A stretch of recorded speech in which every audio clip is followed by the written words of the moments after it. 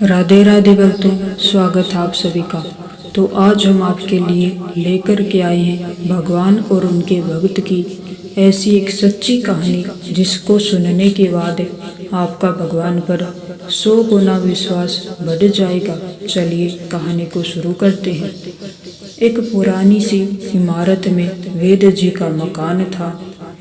पिछले हिस्से में वेद जी रहते थे और अगले हिस्से में उन्होंने दवाखाना खोल रखा था। उनकी पत्नी की आदत थी कि दवाखाना खोलने से पहले उस दिन के लिए आवश्यक सामान एक चिट्ठी में लिख कर दे देती थी। वेद जी गद्दी पर बैठकर पहले भगवान का नाम लेते, फिर वह चिट्ठी खोलते। पत्नी ने जो बातें लिखी होती उनके भाव देखते, फिर उनका हिसाब करते, फिर परमात्मा से प्रार्थना करते कि हे भगवान, मैं केवल तेरे ही आदेश के अनुसार तेरी भक्ति छोड़कर यहाँ दुनियादारी के चक्कर में आ बैठा हूँ। वेद जी कभी अपने मुँह से किसी रोगी से फीस नहीं मांगते थे। कोई देता था और कोई नहीं देता था, किंतु एक बात निश्चित थी कि जो ही उस दिन के आवश्यक सामान खरीदने योग्य पैसे पूरे हो जाते थे, उसके बाद वह किसी से भी दवा के पैसे नहीं लेते थे, चाहे रोगी कितना भी धनवान ही क्यों न हो। एक दिन वेद जी ने दवाखाना खोला। गद्दी पर बैठकर परमात्मा का स्मरण करके पैसे का हिसाब लगाने के लिए आवश्यक सामान वाली चिट्ठी खोली तो वह चिट्ठी को एकटक देखते ही रह गए। एक बार तो उनका मन भटक गया। उन्हें अपनी आंखों के सामने तारे चमकते हुए नजर आए, किंतु शीघ्र ही उन्होंने अपनी तंत्रिकाओं पर नियंत्रण पा लिया। आटे, दाल, चावल आदि के बाद पत्नी ने लिखा था, बेटी का विवाह 20 तारीख को है, उसके दहेज का सामान। कुछ देर सोचते रहे, फिर बाकी चीजों की कीमत लिखने के बाद दहेज के सामने लिखा, यह काम परमात्मा का है, परमात्मा जाने। एक दो रोगी आए थे, उन्हें वेद जी दवाई दे रहे थे।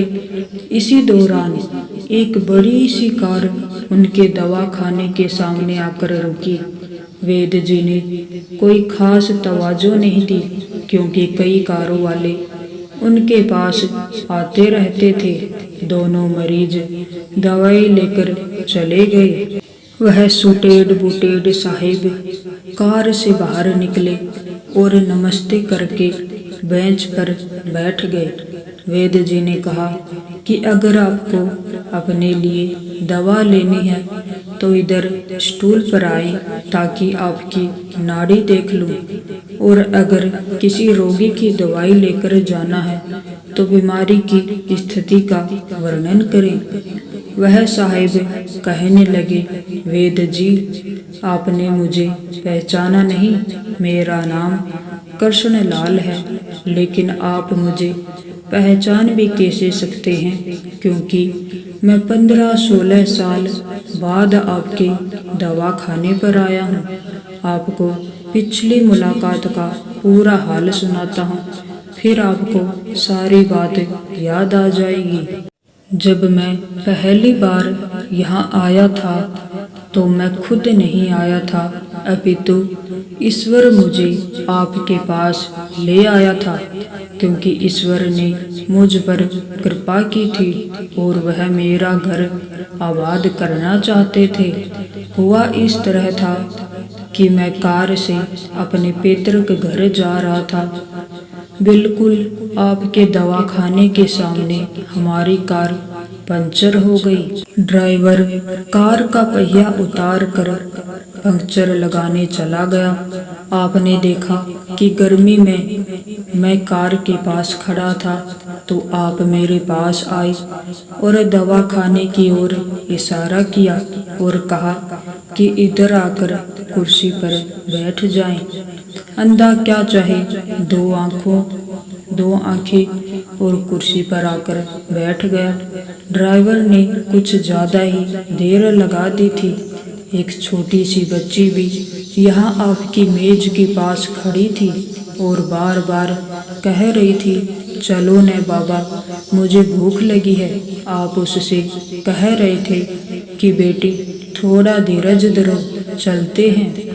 मैं यह सोचकर इतनी देर से आपके पास बैठा था और मेरे ही कारण आप खाना खाने भी नहीं जा रहे थे। मुझे कोई दवाई खरीद लेनी चाहिए ताकि आप मेरे बैठने का भार महसूस न करें। मैंने कहा, वेद जी, मैं पिछले 5-6 साल से इंग्लैंड में रहकर कारोबार कर रहा हूँ।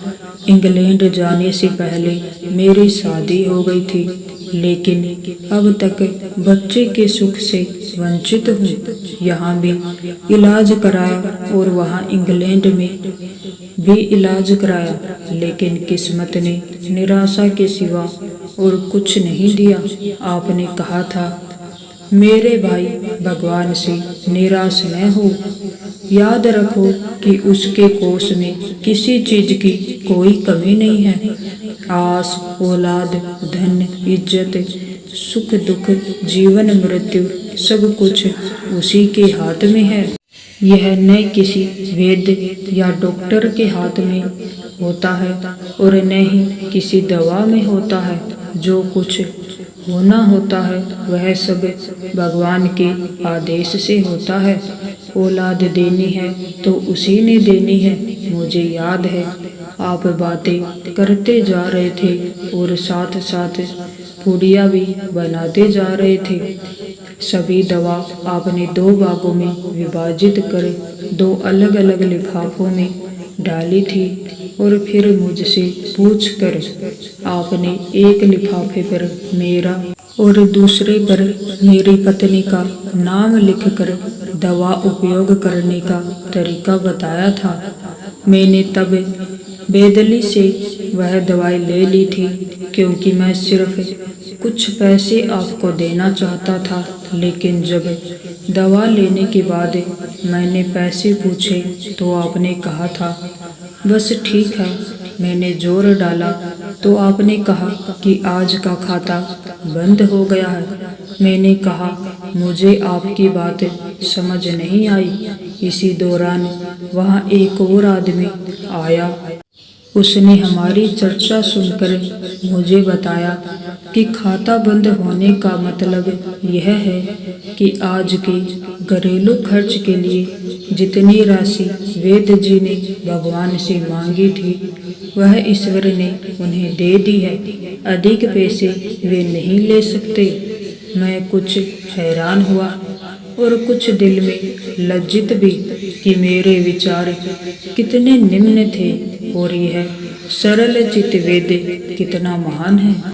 मैंने जब घर जाकर पत्नी को औषधि दिखाई और सारी बात बताई तो उसके मुंह से निकला, वो इंसान नहीं कोई देवता है और उसकी दी हुई दवा ही हमारे मन की मुराद पूरी करने का कारण बनेगी। आज मेरे घर में 2 फूल खिले हुए हैं। हम दोनों पत्नी और पति हर समय आपके लिए प्रार्थना करते रहते हैं। इतने साल तक कारोबार ने फुर्सत ही न दी कि स्वयं आकर आपसे धन्यवाद के 2 शब्द ही कह जाता। इतने वर्षों बाद आज भारत आया हूँ और कार केवल यही रोकी है। वेद जी, हमारा सारा परिवार इंग्लैंड में सेटल हो चुका है। केवल मेरी एक विधवा बहन अपनी बेटी के साथ भारत में रहती है। हमारी भांजी की शादी इस महीने की 20 तारीख को होनी है।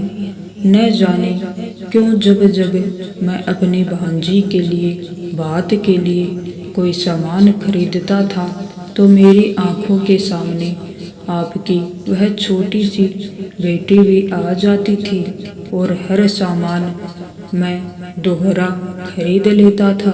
मैं आपके विचारों को जानता था कि संभवतः आप वह सामान न लें, किंतु मुझे लगता था कि मेरी अपनी सगी भांजी के साथ जो चेहरा मुझे बार बार दिख रहा है वह भी मेरी भांजी ही है। मुझे लगता था कि ईश्वर ने इस भांजी के विवाह में भी मुझे भात भरने की जिम्मेदारी दी है। वेद जी की आंखें आश्चर्य से खुली की खुली रह गई और बहुत धीमी आवाज में बोले, कृष्णलाल जी, आप जो कुछ कह रहे हैं मुझे समझ नहीं आ रहा कि ईश्वर की यह क्या माया है। आप मेरी श्रीमती के हाथ की लिखी हुई यह चिट्ठी देखिए।